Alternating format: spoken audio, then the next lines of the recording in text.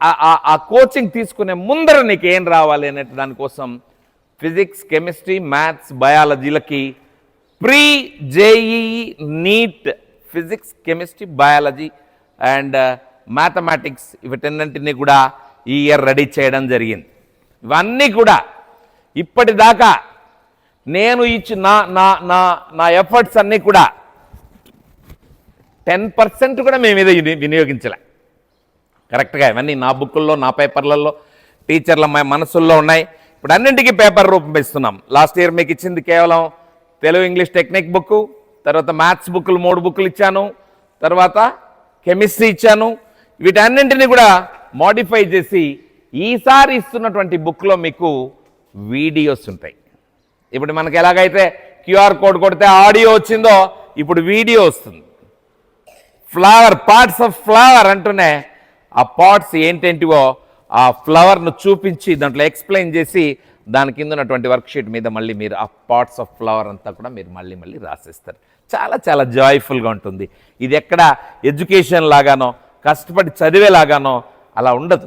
చూస్తుంటే చూద్దామనిపిస్తుంది, రాస్తుంటే రాద్దామనిపిస్తుంది. లేదంటే నేను ఇన్ని బుక్కులు రాయగలిగే సమస్య లేదు. అవునా? దాంట్లో రుచి ఉంది. నేను ఇప్పుడు కూడా ఏ పని కంటే ముందర నేను ఎంజాయ్ చేసే ఏకైక వర్క్ బుక్ రాసుకోవడమే. ఆడియోస్ రికార్డ్ చేసుకోవడం, బుక్ రాసుకోవడం నాకు అత్యంత ఇష్టమైనటువంటి ఒక కార్యక్రమం.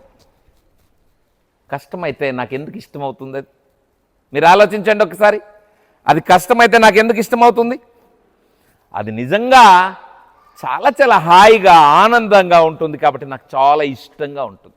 నేను ఇష్టపడుతున్నా. మీరందరూ కూడా ఇప్పుడు ఆ స్థాయికి వచ్చారు ఈ ఇయర్.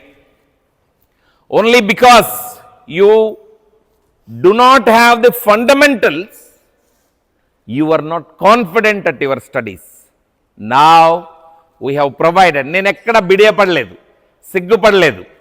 12th స్టాండర్డ్ వాళ్ళకు కూడా ఆల్ రాపిచ్చాను. అది వాస్తవం. వాస్తవానికి దూరంగా ప్రపంచం బ్రతుకుతూ ఉంది.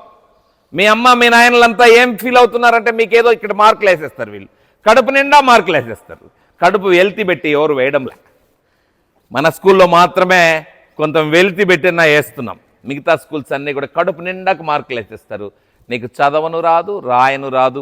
ఇలాంటి పరిస్థితుల్లో ఈరోజు భారతదేశమంతా ఈరోజు కన్ఫ్యూషన్లో ఉంది. Total India is under confusion.